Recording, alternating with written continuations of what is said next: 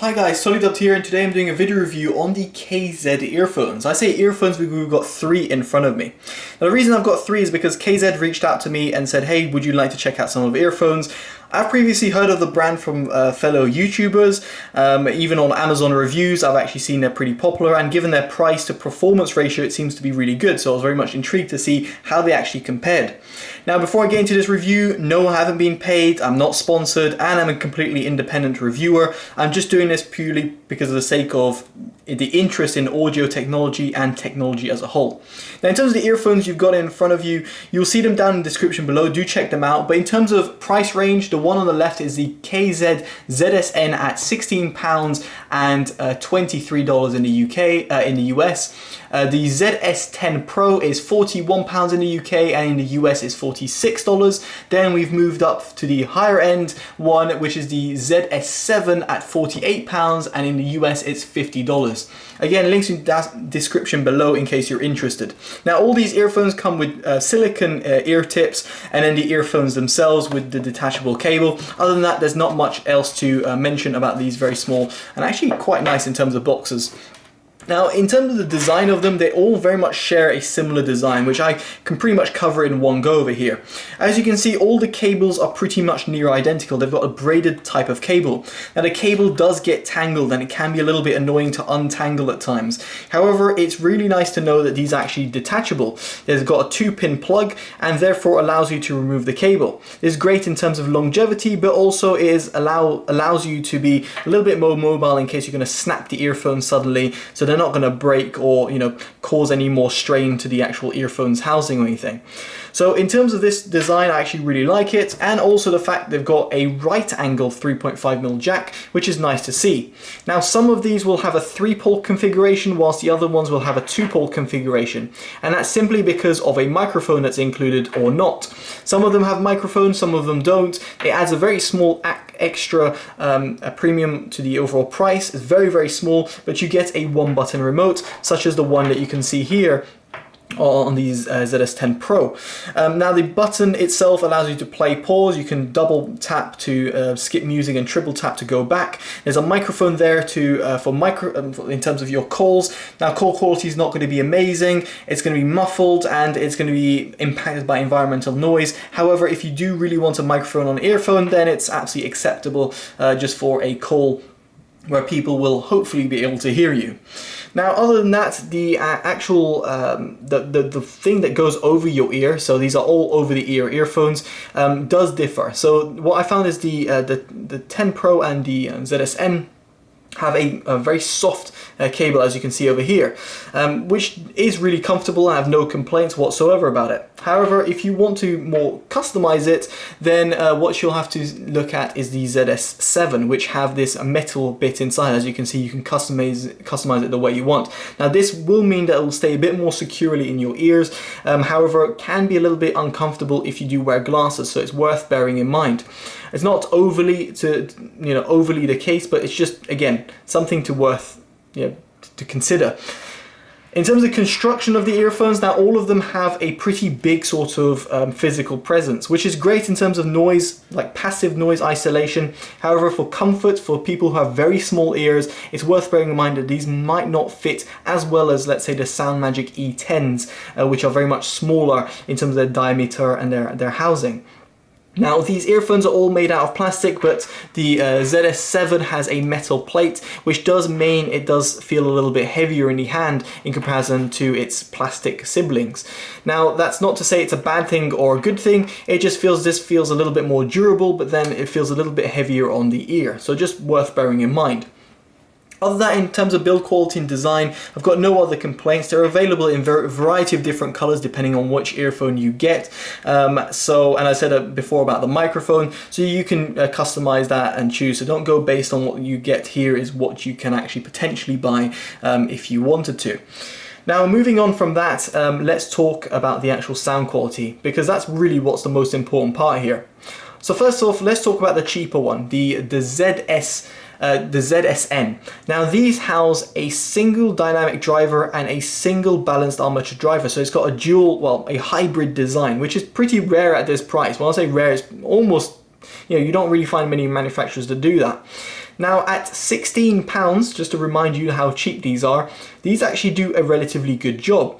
Now you do get a V-shaped sound signature with these, you do get a odd sort of crossover between that dynamic driver and balanced armature driver in the low end tones, where in that crossover, specifically in the mid-bass tones, kind of not struggles but sounds a little bit odd and a little bit wobbly and uncontrolled. It does have its weaknesses. However, where it does really shine is in the upper mids, the highs and the soundstage. In this case, vocals do come out a lot better in comparison to other earphones in the sub £20 range. Instrument separation is actually really good and very impressive for an earphone, again, of its price tag. And yet again, that sort of tonality comes through, and you've got a nice like width and depth to it, which again is very much rare of an earphone at this price range. There's very few earphone manufacturers that make earphones like so. So I really do rate these at £16. I must say, in terms of sound quality goes, I was very much impressed. Again, as I said before, it's not its forte when it comes to that crossover. Then moving over to the more expensive pairs, and these very much sound very much identical to each other. There's a very slight difference, and I'll mention that in just a bit. Now, both of these have a quad balanced armature driver configuration with a single dynamic driver. So therefore, you're getting 5 drivers per ear, which is absolutely insane, again, at this price range. Not to say more drivers equals better, but you do really hear the difference between these earphones and the much cheaper ones. There's a very much clear differentiation in terms of the crossover and in terms of the mids, how they're reproduced. What I found is these two earphones, in terms of their sub bass, there's a little bit more sub bass, a little bit more extension in that low end rumble. You've got much better mid bass control on both models. It just sounds a little bit more refined. Then you move over to the mids, where the mids really kind of shine through. Now, it's not to say that these are flat sounding earphones or, you know, mid-centric earphones, because at this price range, let's be honest, you're not going to find that.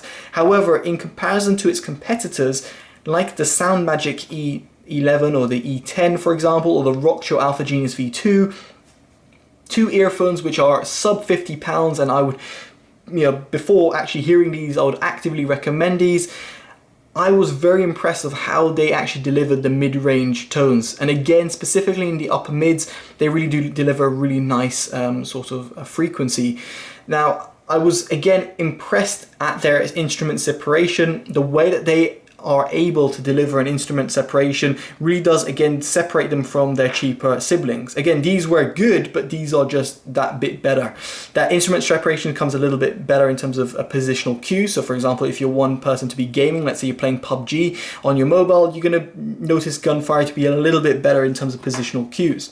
If you're listening to music and you're listening to instruments coming from left and right and hearing a lot of jumble of music thrown in one pile, then these earphones are going to be able to handle that a little bit better than their cheaper siblings. Again, all of them are very impressive given their price categories. Now, what really differs the metal construction one from the plastic construction one is kind of that imaging and that tonality. This feels a little bit more refined, and it feels like the drivers are benefiting from that housing. It just sounds, I want to say, a little bit colder, but also just a little bit more refined overall. Throughout the frequency, throughout the frequency response, I felt that these just felt a little bit more controlled over their plastic alternatives. So in comparison, you know, which one would I choose? For that extra £7, I'll definitely invest in these ones. They just sounded just that little bit better. It's very hard to pin down as to why and where, but it just sounded a little bit more, I don't know, realistic, and the imaging was just done a little bit better. Now, would I recommend these earphones given their price ranges? Well, first of all, in terms of £16 earphones, absolutely. If you're looking for earphones that, you know, really do deliver great instrument separation, you want a removable cable, 3.5mm jack that's right angled, and a braided cable which, you know, will survive quite a lot of tugging, then I would absolutely recommend these earphones over its competitors. I would struggle to find other competitors which are wired earphones that will really compete. If you're talking about wireless earphones, then it opens up up a whole different sort of a field of earphones where there's competitors which will sound just a little bit better in terms of their mid-range and in terms of their crossover, because they're using a single dynamic driver configuration rather than a hybrid. Now these two earphones, I would absolutely recommend them. However, I would say the ZS10 Pro would only be recommended if you don't like a heavier type of earphone, or you don't like a metal design on that, or the over-the-ear design. If you do not mind those things, then absolutely get these, because sonically they're better, and otherwise they're pretty much identical to their plastic siblings. So there we go. That's pretty much a roundup of all these three earphones. If you've got any comments or questions, ask me down in the comments below. Do check in the description below for buy links, and make sure if you subscribe, like and share, favorite, all that good stuff, it helps my channel grow. Thank you very much guys. Totally dubbed out. Bye bye.